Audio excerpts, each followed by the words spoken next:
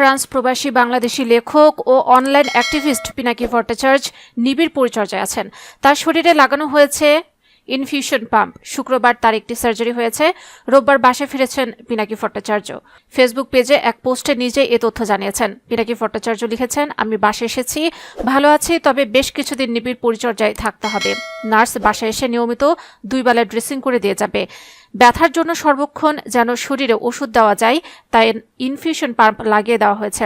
সারাক্ষণ একটা নির্দিষ্ট মাত্রায় পেন কিলার আর বমির ওষুধ ঢুকছে শরীরে। ডাক্তার বলেছে সারাক্ষণ এভাবে ব্যথার ওষুধ না দিলে যন্ত্রণায় পাগল হয়ে যেতাম।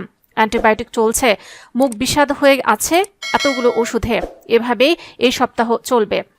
বাংলাদেশে এ লেখক লিখেছেন, আমার বিগ প্লেটলেট সিন্ড্রোম আছে, তার রক্ত জমাট বাঁধার ক্ষমতা কম, রক্তপাত বন্ধ হতে চায় না।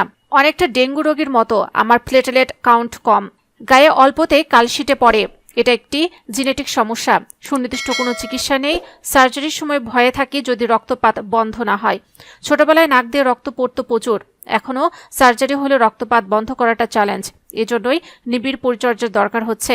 সার্জারির ক্ষততে ড্রেন লাগানো আছে যেন রক্ত ভেতরে না জমে, এতে সুবিধাও আছে।